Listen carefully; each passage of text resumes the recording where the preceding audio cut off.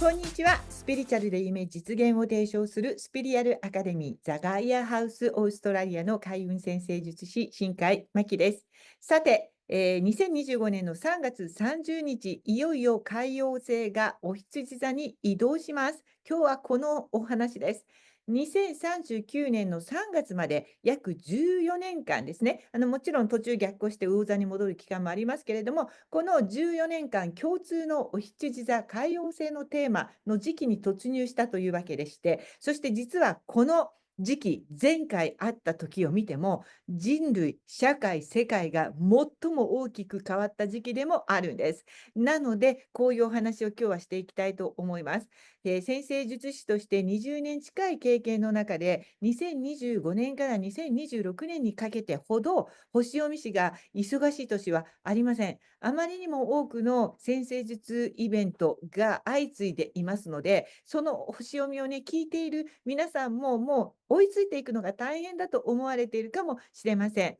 そこで改めて皆さんに今日はお礼を言いたいと思います。この YouTube のチャンネルは実はかなり昔に作っていたんですけれども、こうして積極的に先生術の星読みを上げるようになったのはついもうここ数年のことなんですね。星読みの内容は個人的に楽しむだけで、でした。それまではね。だけど、こう原稿に起こして動画に撮るっていうのはなかなかちょっと大変でして、ちょっとしんどいなと感じることもあったんですけれども、その中でこの多くのチャンネル登録者の方がね、増えていただいたりとか、愛に満ちたコメント、ポジティブなメッセージをくださる方がとても多くて、ここに素晴らしいエネルギーがこのチャンネルの中に流れるようになったのは本当に皆さんのおかげです。実際に会ったことがない方がほとんどですけれども、個人的にはこのチャンネルの皆さんは私は同志だと感じています。で、ちょっとね、コメントとか書くのはだいぶ勇気のいることなので、交流はしてないという方もほとんどなんですけれども、何らかの形でこのチャンネルでご縁をいただいている方、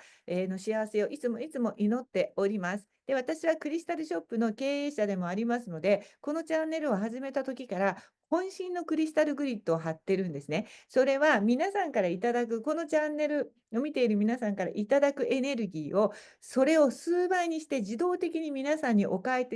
しする自動装置のクリスタルグリッドです。だから皆さんがこう、ありがとう。ためになりましたとか、そういう思いを持って見ていただくと、その数倍の感謝の気持ちを皆さんに返して、皆さんがもっと精神的にも物質的にも豊かになりますようにという自動装置、来たエネルギーをその倍にして返す装置を作っておりますので、それで皆さんに少しでも恩恵があればいいなと思っております。さて、それではですね、本題、海王星がお羊座に移ることで一体どのようなことが起こるのか、後ほどその瞬間のホロスコープも出してお話をしたいと思います。で、またご存知のように土星も今年の5月の25日にちにお羊座入りをします。で、その影響がその頃から重なってきますが、それはまた後日ですね、動画を作ってお話しするので、今日は海王星に集中したいと思います。さて、3月、日食、月食、そして春分と、もう大きなエネルギーが動いていましたけれども、その月のエネルギーを受けて、その月のね、ムーンのエネルギーを受けて、海王星がお羊座へ移動します。この今言った3つっていうのは全部月がとても関連しているエネルギーでした。で、ご存知のように月と海っていうのはすごく深く関係していますよね。潮の満ち欠けと満月のつながりっていうのは皆さんご存知の通りです。なので、海王星は海の王ですから、月とつながっているんです。で、この海王星は、流れで言うと、この後10月22日にちに一旦逆行して、魚座に22日にちに戻りますけど、その後26日、26年の1月の26日頃には、またお羊座に戻ってきて、2039年3月までステイしますから、もう今からほぼ14年間、お羊座海王星時代だと思っていいんです。で、先生術ではお羊座、蟹座、天秤座、ヤギ座の0度っていうのは、ワールドアクセスっていうふうに呼ばれるポイントで、先生術ではここを天体がまたぐときには、世界的な出来事とか、集団意識に大きな変化を与えることが分かっています。で、例えばこの辺りにバーチャートでパーソナルな天体を持っている人は、個人的にも社会の影響だけじゃなくて、あなたの人生でも影響が大というふうになるんですけれども、例えば人によっては体調の変化を受けやすくなったりとか、スピリチュアリティのエネルギーが強くなって、なんか見えないものが見えるようになったりする人もいるぐらい大きな変化です。私は占星術師になる前の経歴は、趣味は歴史でして、日本の歴史の教員免許を持っています。それぐらい歴史とずっとこう向き合ってきたんですけれども、その趣味をね、生かして歴史と占星術を照らし合わせて、つまりそれは実際に起こったことだから、エビデンスですね、占星術の。これを取るのが好きでして、ということで、前回海王星がお羊座にあった頃の特徴をちょっとお話していきたいと思います。で、先に答えを言うと、革命と社会変革でした。特にアメリカの南北戦争、1861年から1865年ですね、と奴隷宣言、1863年、これは象徴的、これは前回海王星お羊座時代を象徴する出来事です。それから1964年には、今ある国際赤十字、これが発足した年でもあります。奴隷宣言もそうですけど、弱者を守るヒューマニズムの行動がお羊座のエネルギーによって多く起こったということになるんです。魚座時代の海王星っていうのは理想は高いんだけれども、それまで。海王星がお羊座に入ると、その理想を行動へと移していくんですね。だから他の国でも1871年にドイツ帝国が設立されたり、1870年にイタリア統一されたり、そしてこの時期っていうのは世界的に、産業革命が起こってた時です。アメリカの大陸横断鉄道開通とかね、歴史で習いましたよね。大西洋横断電子ケーブルが開通とかいうことで、国際的な通信が発展したとか、国際的な移動ツールができたとか、もうとにかく大きく変化していって、国同士が独立しつつ、そして世界がつながっていったみたいな時代だったんです。で、一方、日本では、もう皆さんこの時期というと幕末ですよ。1862年の生麦事件から翌年に、薩英戦争ですね。そしてそれを経て1867年に大政奉還、王政復古の大号令。こんなのありましたね。1868年戊辰戦争を経ての1871年の廃藩置県で、近代日本っていうのができたわけです。だから今の日本はこの時に作られたベースだし、今のアメリカも今のヨーロッパもあの時に作られたものがそのまま今あるわけです。ですから実はほとんどの国、今の世界っていうのは前回海王星お羊座時代に作られた世界ということなんです。だとすると。これが同じところに戻ってくる、これからの14年間っていうのは、あの時と同じように、今度また全く新しい国の形態とか世界構造を作っていく時代になりそうだというのが推測できることだと思いませんか？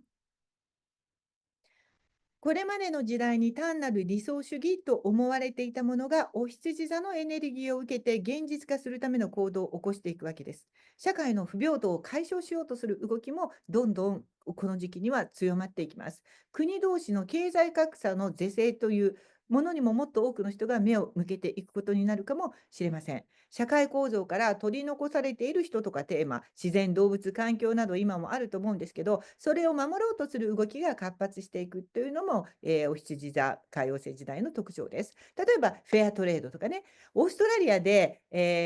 もしアフリカでカカオを収穫するような重労働をしたならば、時給誰でも3000以上はもらえます。でも、ところ変わると同じ労働なのに値段が違うし、日本でももっと安いかもしれませんよね。で、同じ人間が同じ仕事をして国ごとに給与が違うということに対しても、メスが入っているかもしれません。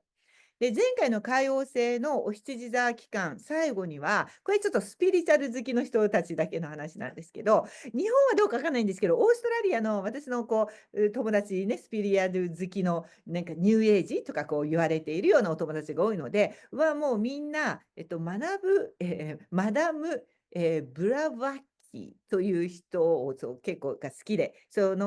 拝している人が多いんですけれども、新地学協会というものを立ち上げた人で、ちょうど海王星お羊座時代の本当の最後の最後にこの協会が立ち上げられたんですね。で、いまだに彼女の、影響を受けた人とか、彼女の支持者であった人は、この新知学協会の、モットーは、人間は物質的な存在だけでなく、霊的な存在でもあるということ。霊的な成長と進化こそが人類の目的だということ。そのために輪廻転生を繰り返すという考え方。それから、アカシック霊行動っていうのもここからね、始まってますけど、宇宙のすべての知識と経験を記録したアカシックレコードという概念を重要視する生き方。それから人間の役割は宇宙との調和と進化の法則に貢献するという考え方。さらに科学とスピリチュアルは対立するものではなく、共に進化して調和すべきであるという、私がいつも言っているスピリアルな考え方、すべての起源となったのがこの新知学協会なんですね。なので、いまだにすごく大きな影響力を持ってます。実はトーマス・エディソンの時代と一緒で、あの科学者のエディソンも彼女に感銘を受けたうちの一人なんです。なので、お羊座海王星時代っていうのは、新しいスピリチュアル活動や哲学というものが登場していく可能性もある時代ということになりますね。でも海王星はスピリチュアリティ、霊性、理想、夢。お羊座は行動と不平等の解消という力があるので、こういうスピリアリストが増えるということも予想されます。それから海王星がお羊座に入ることで、経済は一旦不安定になる傾向があります。だいたいいつもインフレとか金融システム、経済対策の見直しというのが責められるというパターンがあります。それからもちろん、海の王ですから海王星。お羊座に入ると水の問題が表面化します。気候変動、海面減少、洪水、海洋汚染、水不足、それから海の領土の問題などなどです。で、特に海洋性は自然災害の神でもあるので、魚座の最後の度数っていうのも、実は自然災害を起こす度数なんですね。で、お羊座の前半もそう。で、ここを今行ったり来たりしてるので、猛威を振るっているということになるんです。どうしてもサイクロンとか異常気象による洪水、地震、火山の爆発や火災、森林火災などが多くなります。それから海王星は代替医療にも関係しています。メンタルヘルスにも関係しています。こうしたものに対してお羊座の行動を伴う改革っていうものがもたらされるかもしれません。それからお羊座は秘密とか地下にあるもの、元素を象徴しています。石油とかが初めて発掘された時期に海王星というのは初めて発見されているので、地下にあるものを象徴したりもするんですね。それがお羊座に移るということは、幻滅するようないろんな社会の秘密が外に上がってくる、暴露されていく。で、土星の移動もその意味があるので、さらに追い打ちをかける2025年という感じですね。だからこそ、精神的に強くポジティブで自分次第というマインド、なんか誰かに幸せにしてもらおう、社会に、会社にっていうのはもうちょっと無理な時代だからこそ、自分次第で生きられるようになっておきましょうというのが風の時代ということです。で、ちなみにですね、ちょっと一回ホロスコープをまたせっかくなのでちょっと出して喋ろうか。海王星がね、イングレイス海王星がサインに入る瞬間の、ホロスコープがこれです。やっぱりその入る瞬間のホロスコープっていうのは、いる期間に影響を与えますので、読んでおくことも大切ですね。で、これでお羊座に入ったばかりの海王星と水亀座前半の冥王星がセクスタイルをとっています。未来志向を活性化して、より明確なビジョンや目的を持つことに積極的になる人が増えていく時代ということを表しています。もう政府とか社会とか会社に幸せにしてもらうんじゃなくて、自分の力で自分を喜ばせるということにゴールを見出す人たちが増えるっていうのはここからもわかります。それから、お羊座っていうのは自分が一番独り勝ちしたい、自分で全部やりたいっていう場所ではあるんですけれども、ちなみにお羊座の人がそうではありませんよ。私の知る限り、私の知り合いのお羊座のほとんどは、実は最も愛にあふれて素直で純粋な人が多いです。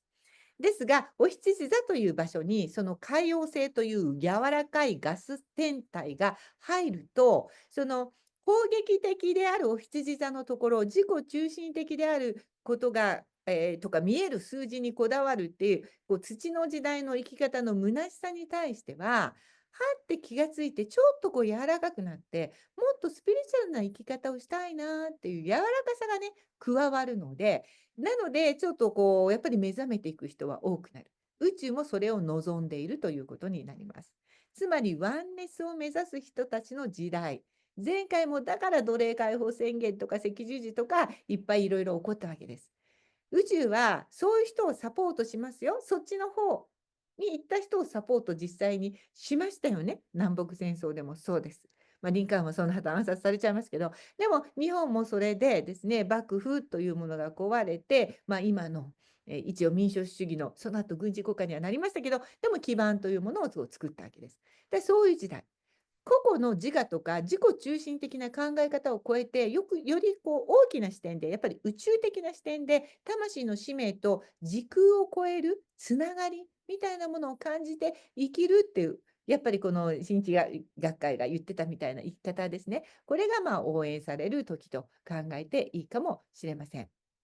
で、ちなみにこちらのお羊座の海王星入りのイングレスの瞬間のホロスコープでは、日食の新月の1日後なので、この間読んだ日食の新月図とほとんど同じなんですけれども、金星も水星もドラゴンヘッドも土星も魚座に固まっていて、火星とパンドラは蟹座、で、月はお羊座、天王星はお牛座、今言った天体を全部見ていただくと、全部サインのそれぞれの星座の後半にいるんです。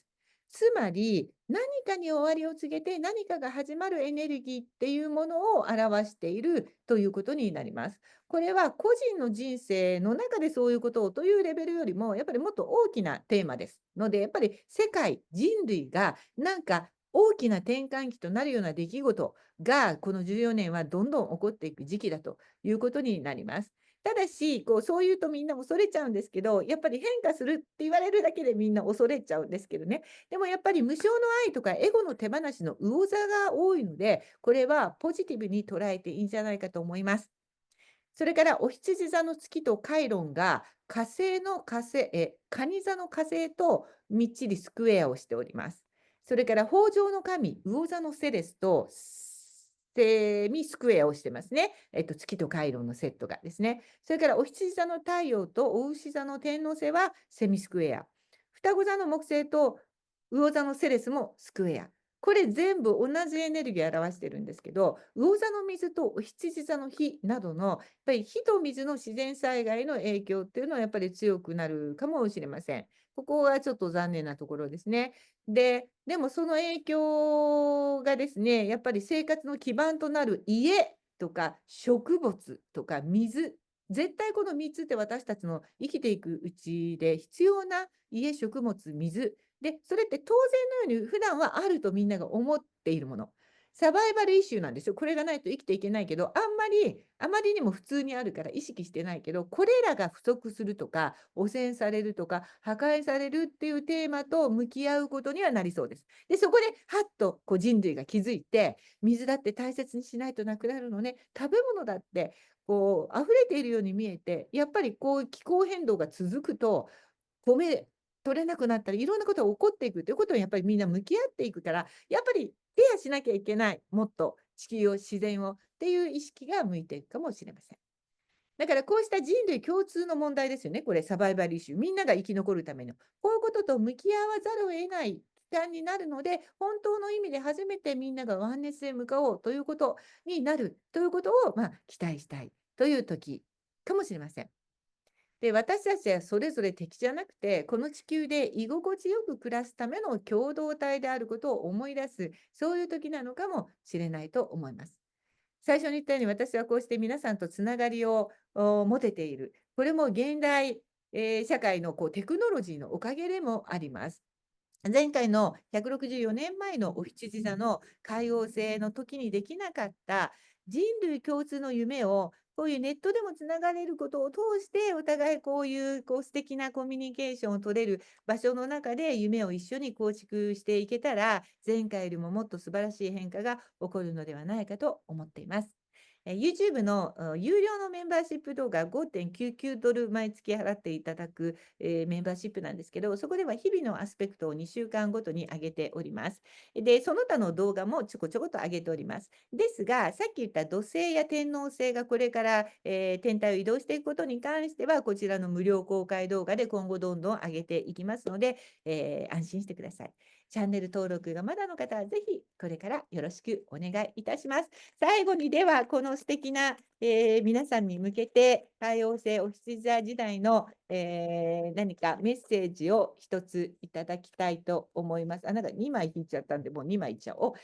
とマカバ。マカバっていうのは私がいつも握ってるこのマカバ水晶です。もうこれが本当におすすめ、ちょっと宣伝になりますが、アクエリアスクリエーションのオンラインショップで買えます。これ4センチ、4センチ。これがソウルのここに入る形なんで、これを握ることで、だからこれが出てるのはね、私はこれなんでいつも持ってるかというと、これを握るとソウルと対話ができるので、私の言葉じゃなくてソウルの言葉を伝えることができるんですね。だから皆さんも自分の内側のソウルとつながって、そこの声を聞くっていう意識を持って、そういう時間を持ってくださいというメッセージ。7っていうのは、セプタグラムの、私のやっているセプタグラムの、それこそ7芒星の7でもありますが、これは宇宙につながる数字なんです。1はまっすぐで、今の世の中。7っていうのは斜めのアンテナで、これは宇宙につながっていくアンテナとみなします。ですから、より皆さん一人一人が自分のソウルと上の宇宙につながれる海王星のお羊座時代と思っていいと思うんです。ここに今来てくださってる皆さんはそこが大好きな多分世界だと思うんです。私と一緒で。だから私たちはこの大好きな世界の中でつながっていきましょう。ということで素敵な海王星お羊座時代を過ごしてください。